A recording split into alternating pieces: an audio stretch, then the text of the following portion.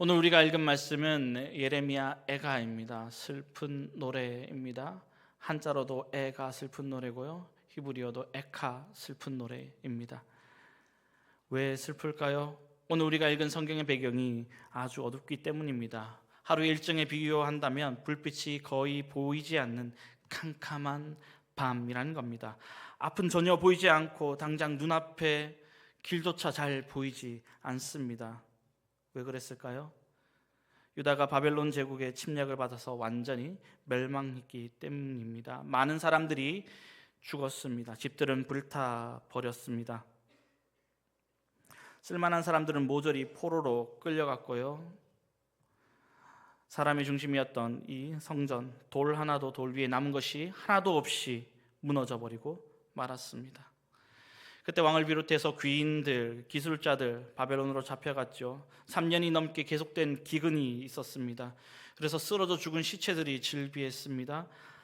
잔인한 바빌론 군인들, 그들이 와서 활을 쏘고 칼을 휘두르며 창을 찌르며 무차별하게 살상을 자행했습니다. 심지어 임신한 여인의 배를 가르기도 했습니다. 어린아이들을 벽에 던져 죽였습니다. 거룩하신 하나님의 성전이 불타고 없어져 버렸습니다.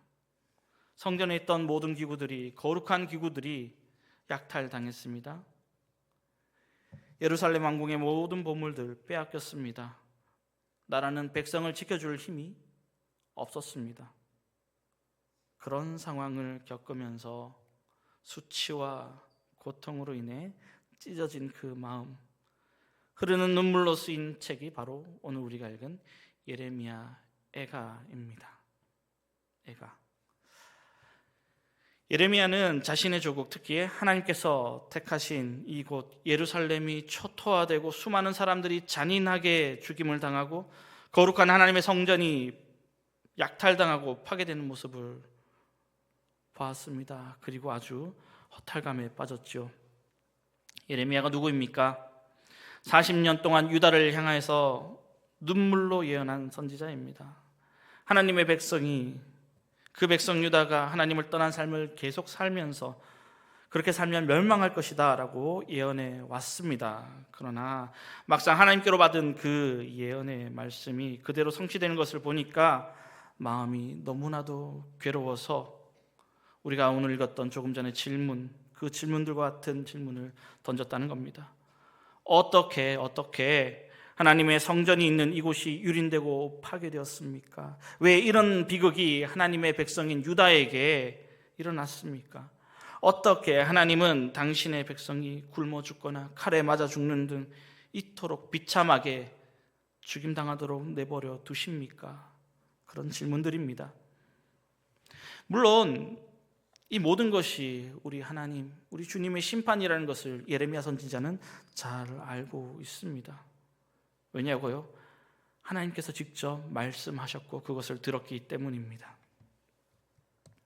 그럼에도 불구하고 이 모든 일어난 일을 생각하면 가슴이 답답하고 아프고 잠이 오지 않을 지경이었습니다. 너무나도 괴로웠죠. 이러한 마음이 우리가 오늘 읽은 3장 본문에 앞서 3장 처음부터 나온다는 겁니다. 종일 나를 매로 때리는 자는 하나님이십니다라고 원망합니다.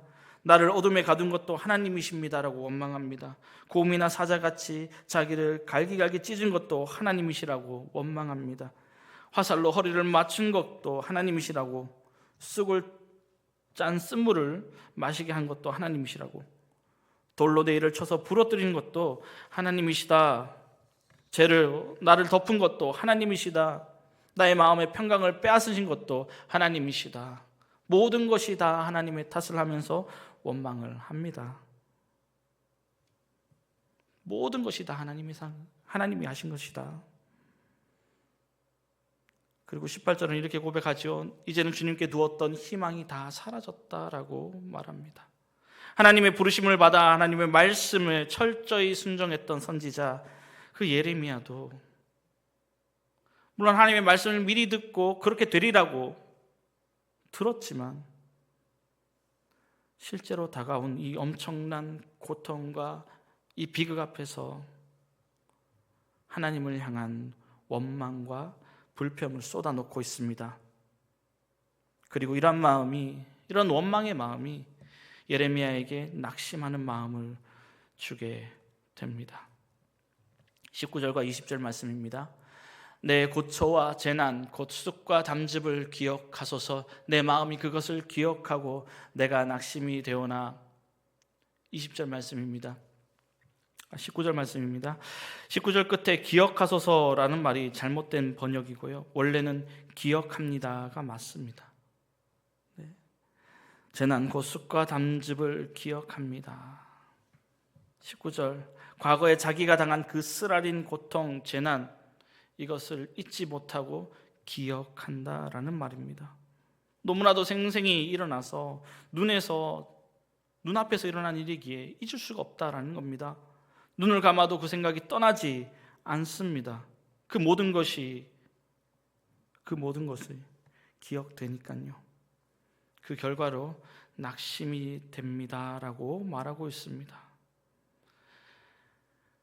이전에 받았던 상처,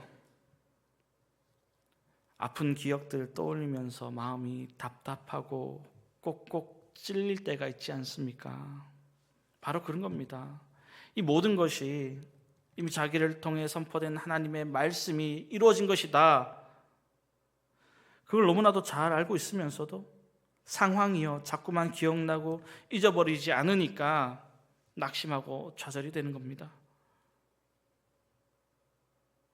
우리도 고통스러운 일들이 우리에게 다가올 때예요. 왜 그런지 그 답을 알지 못하고 답답할 때가 있습니다. 괴로울 때가 있습니다. 괴로운 일 생각하면 어떻습니까? 마음이 쓰립니다. 아픕니다. 굉장히 아픕니다. 근데 우리가 분명히 아는 것은 우리 인생길 가운데 그런 고난들, 그런 아픔들 있다라는 겁니다. 고난이 없고 아픔이 없고 슬픔이 없는 인생은 없습니다. 오직 한 사람에게만 그것이 없죠. 어떤 사람입니까? 죽은 사람밖에 없지요. 살아있는 사람은 누구나 다가 겪는 것입니다. 크고 작은 차이는 있지만 누구든지 예외 없이 인생에 어려움이 닥칩니다.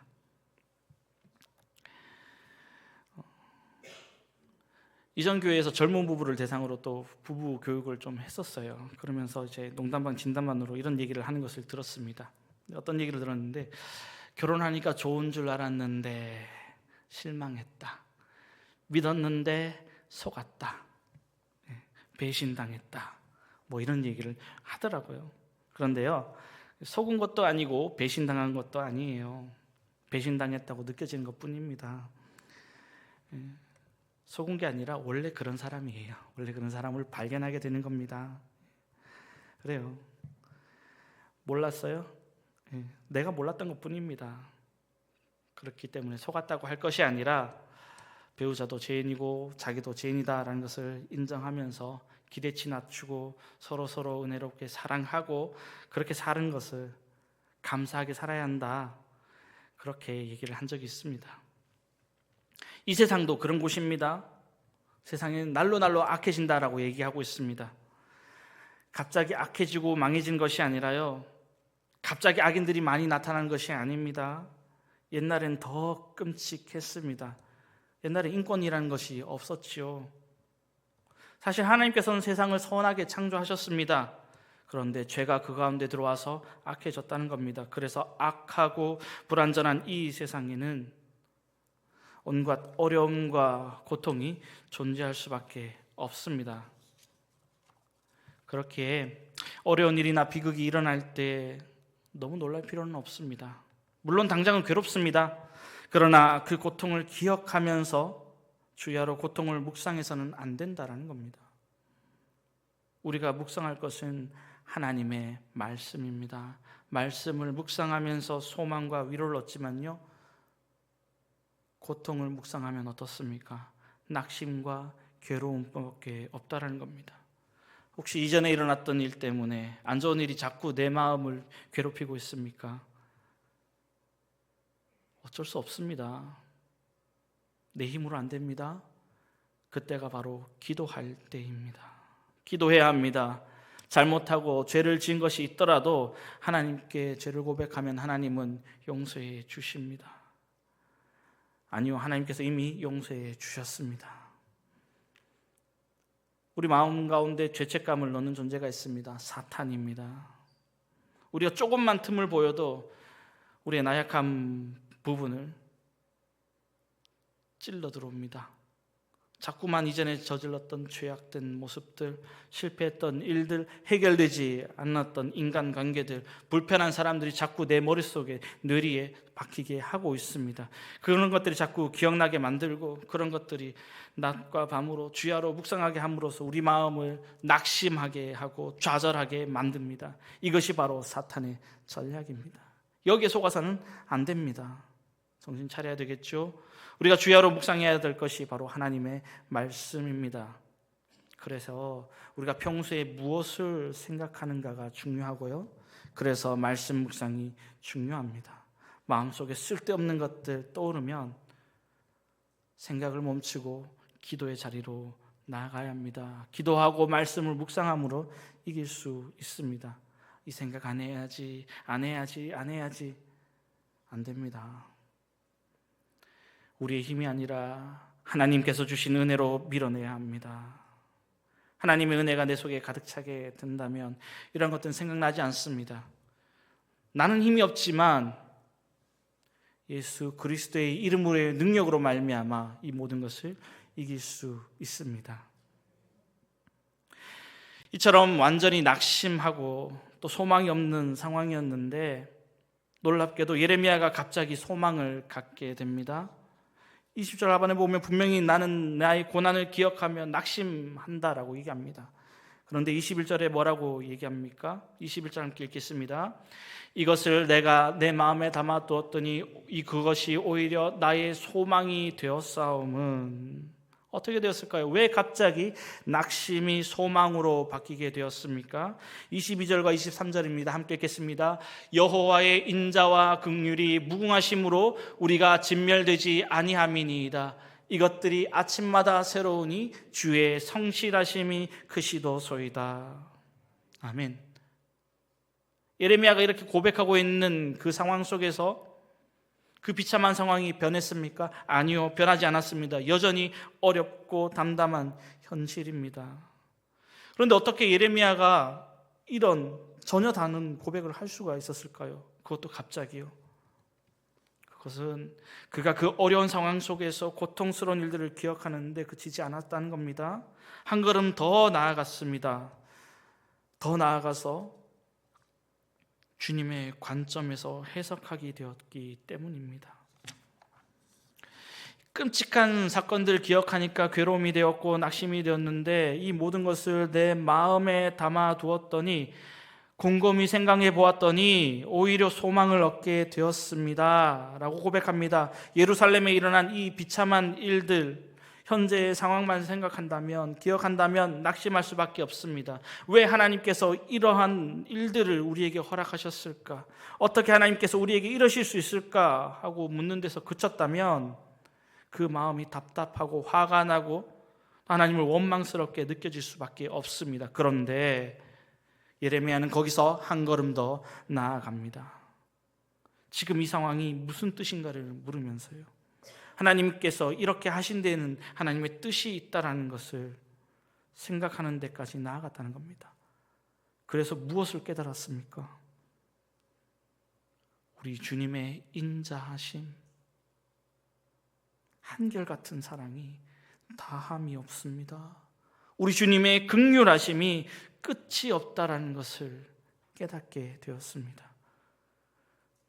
그리고 그 결과 하나님 안에서 소망을 가지게 되었다는 겁니다. 아침마다 일어나서 봐도 상황은 변하지 않습니다. 여전히 미래가 보이지 않는 답답한 상황입니다. 그래서 이전에는 현실을 직면하기가 두려워서 눈 뜨기도 싫었던 그런 아침이지요. 그런데 이제는 우리 주님의 인자심과 긍휼이 아침마다 새롭고 우리 주님의 성실하심이 크다, 그렇게 고백할 수 있게 되었다는 겁니다. 그리고 계속해서 예레미야는 확신 가운데 믿음의 선언을 합니다. 24절부터 26절 함께 읽겠습니다. 내 심령에 이르기를 여호와는 나의 기업이시니 그러므로 내가 그를 바라리라 하도다. 기다리는 자들에게나 구하는 영혼들에게 여호와는 선하시도다. 사람이 여호와의 구원을 바라고 잠잠히 기다림이 좋도다. 아멘.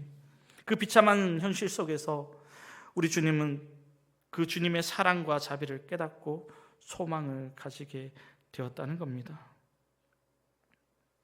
정리해보면 이렇다는 겁니다. 주님은 내가 가진 모든 것이기 때문에 내가 주님께 소망을 두고 그분을 기다릴 것입니다. 주님 안에서 소망을 가지고 기다리며 찾는 사람에게 주님은 복을 주신다는 것, 주님께서 구원하여 주시기를 참고 기다리는 것이 좋다라고 고백하는 것. 그래서 뒤에 오늘 읽지 않았지만 32절과 33절에 이런 고백을 하게 됩니다. 함께 읽겠습니다. 그가 비록 근심하게 하시나 그의 풍부한 인자하심에 따라 긍휼히 여기실 것임이라. 주께서 인생으로 고생하게 하시며 근심하게 하심은 본심이 아니시로다. 본심이 아니시로다. 어떻게 예레미야의 마음속에 이런 변화가 일어났습니까? 21절 다시 보게 된다면 이것을 내가 내 마음에 담아두었더니 마음속으로 깊이 생각했다는 겁니다. 바로 이것입니다. 마음속으로 아주 깊이 고민하며 묵상하고 생각했습니다. 더 나아갔다는 겁니다. 일어난 사실들만 보면 과거의 아픔, 이것을 기억하기만 한 것이 아니라 생각을 했다는 겁니다. 다시 말해서 이 비참한 상황을 믿음의 눈으로 바라보았다는 겁니다. 믿음의 눈으로 재해석했습니다. 이것이 중요합니다. 그냥 보고 그대로 몸이 반응한 것이 아니라 깊이 생각했다는 겁니다. 여러분, 나의 삶은 어떻습니까? 평안하십니까? 감사할 일입니다. 그런데요, 겪어보지 못한 상황에 처해 있습니까? 경제적인 어려움이 우리 가정에 있습니까? 원치 않는 질병 때문에 고통당하고 있는 사람이 있나요? 이럴 때 우리는 무엇을 해야 합니까? 걱정이 되겠죠. 그러나 그냥 걱정하고 불안해하고 답답하고 또 원망만 할 것입니까? 결코 아니라는 겁니다. 우리는 이 어려운 현실에서 이 현실 때문에 마냥 괴로워하고 낙심하고 불안해하는 것이 아니라 한 단계 더 올라가야 합니다. 더 올라가서 이 사건을 하나님의 눈으로 재해석하는 것이 필요합니다. 그러니까 지금 내 눈으로 보는 게 아니라 위에서 내려다보시는 하나님의 시선, 그 시선이 필요하다는 겁니다. 이 상황을 하나님의 눈으로 다시 보는 것이 우리에게 필요합니다. 그냥 보면 낙심할 수밖에 없는 이 힘든 상황, 누구나 다 알 수 있습니다. 그런데 지금 이 벌어지는 일들을 마음에 담아두고 깊이 생각하면서 재해석해서 그 안에 숨어있는 하나님의 뜻을 찾아내는 것이 바로 지금 우리가 해야 할 일입니다. 이것이 전부가 아니야. 분명히 하나님의 뜻이 있어. 주님께서는 분명히 우리에게 무언가를 말씀하기를 원하시는 거야. 이것을 찾을 수 있어야 합니다. 겉만 보고 끝나서는 안 됩니다. 우리가 지금의 상황에 대해서 생각하고 하나님의 눈으로 재해석하게 될 때 우리 힘들고 괴로운 형편 속에서도 하나님의 끝없는 사랑과 무궁한 자비를 발견하게 됩니다. 이 고통스러운 순간이 오히려 축복이라는 사실을 깨닫게 됩니다. 오히려 우리에게 소망이 있다는 것을 고백할 수 있게 됩니다. 이것을 우리는 믿음이라고 말합니다. 놀랍게도 성경은요, 우리가 바로 그렇게 할 수 있는 믿음의 사람이라고 알려줍니다. 아무리 세상이 악하고 세상 속에서 끔찍한 일들이 벌어져도 그 상황을 초월하여 일하시는 하나님의 움직임을 볼 수 있는 사람들이 바로 우리다라고 말해주고 있습니다. 고통스러운 현실 속에서도 아침마다 새로운 주님의 인자와 긍휼, 그리고 그분의 성실하심을 찬양하며 그 안에서 소망을 가지는 사람, 그 믿음의 사람들이 바로 우리, 저와 여러분입니다. 다시 말해서 우리의 소망의 이유, 나의 소망의 이유는 우리 주님의 인자와 긍휼, 그 성실하심입니다. 한 명을 소개하겠습니다. 토마스 치쇼메라고 하는 목사님이 있습니다. 목사님이 되기 전에 다양한 직업을 가진 사람입니다. 교사로서, 또 신문 편집자로서, 또 보험 설계사 등 여러 가지 일을 했는데요. 여러 가지 직장을 가질 수밖에 없었던 이유는 이분의 단점이 있었습니다. 몸이 약했다는 겁니다. 몸이 너무나도 허약했기 때문에 한 직장에서 오래 일할 수 없었기 때문이죠. 이분이 27살 고향에 내려가서 부흥 집회에 참석했는데요. 그때 말씀을 전한 헨리 모리슨 목사님의 메시지를 듣고 예수님을 영접하게 됩니다. 그리고 36살에 감리교 목사님이 되었습니다. 그런데 여전히 몸은 나아지지 않았습니다. 몸이 약했기 때문에 36살에 목사 안수를 받고 목회를 했는데 1년도 되지 않아서 목회를 그만둘 수밖에 없었습니다. 하는 수 없이 뭔가는 일을 해야 되겠고 여러 해 동안 뉴저지에 머물면서 보험 설계사로 쉬엄쉬엄 일했습니다. 몸이 약해서 하나님의 일에 전적으로 하지 못한 것에 대한 아쉬움이 있었죠. 그런데 어느 날 이 치숑 목사님이 예레미야 3장을 읽고 있을 때였습니다. 슬픔 중에 희망을 찾은 예레미야의 말씀이 나의 고백으로 다가왔다는 겁니다. 그 본문이 바로 오늘 말씀이죠. 3장 22절과 23절. 여호와의 인자와 긍휼이 무궁하심으로 우리가 진멸되지 아니함이니이다. 이것들이 아침마다 새로우니 주의 성실하심이 크시도소이다. 아멘. 건강이 악화된 와중에도, 그 고난 중에도 신실하게 지켜주신 하나님을 다시 보게 되었습니다. 몸이 연약해서 어떤 일도 제대로 감당할 수 없을 때조차 품어주신 하나님의 신실하심을 그는 글로 표현했습니다. 오 신실하신 주 내 아버지여, 늘 함께 계시니 두려움없네. 그 사랑 변찮고 날 지키시며 어제나 오늘이 한결같네. 오 신실하신 주, 오 신실하신 주, 날마다 자비를 베푸시며 일용할 모든 것 내려주시니 오 신실하신 주, 나의 구주. 치숑 목사님이요, 이 찬양을 쓴 후에 18년쯤 지났을 때 이렇게 고백합니다. 저는 어렸을 때부터 지금까지 건강이 나빠서 많은 돈을 벌지 못했습니다. 하지만 저는 언약을 지키시는 하나님의 변함없는 신실하심과 그 놀라우신 보살핌을 이 시에 기록할 수밖에 없었습니다. 지금도 하나님의 은혜를 생각하면 감사가 솟구쳐 오릅니다. 치숑 목사님 몸이 약했다 그랬죠. 그런데요, 이분이 놀랍게도 94년간을 땅에서 살았습니다. 94년의 인생을 살면서 1200편의 찬송시를 지어서 하나님을 영화롭게 했습니다. 신실하신 하나님, 성실하신 하나님의 은혜의 말씀으로 말미암아 그의 영혼이 살아났습니다. 육체의 건강도 회복되어서 귀하게 쓰임 받았습니다. 우리도 마찬가지입니다. 고통스러운 상황 가운데 소망을 발견할 줄 아는 믿음의 사람들입니다. 지금 어려운 현실이요, 우리의 믿음이 진정한 믿음이었는가를 시험하는, 테스트하는 시간입니다. 지금 이 어려운 상황 속에서 우리는 하나님의 눈으로 재해석하기를 원합니다. 고통 중에서도 소망을 얻는 길로 나아가야 하는가, 아니면 그저 불안해하고 원망하고 두려워하면서 안타까운 길로 나아가느냐, 그 갈림길에 서 있다는 겁니다. 어느 길로 가시겠습니까?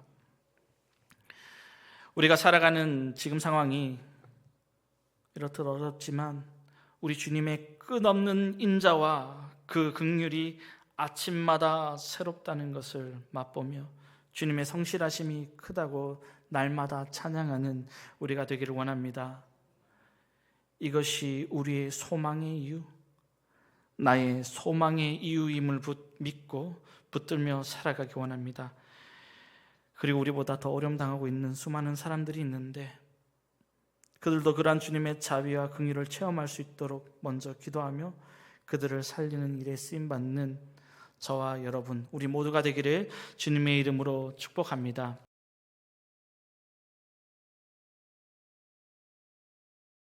지금은 우리 주 예수 그리스도의 은혜와 우리 아버지 하나님의 한없으신 사랑과 성령의 교통하심이 인생의 고난 가운데서도 소망을 발견하게 하여 주시옵소서. 여호와의 인자와 긍휼이 무궁하심으로 하나님의 성실하심을 날마다 찬양하기로 다짐하는 여기 머리 숙인 주님의 귀한 백성들 머리 위에 지금으로부터 영원히 함께 하시기를 간절히 축원하옵나이다. 아멘.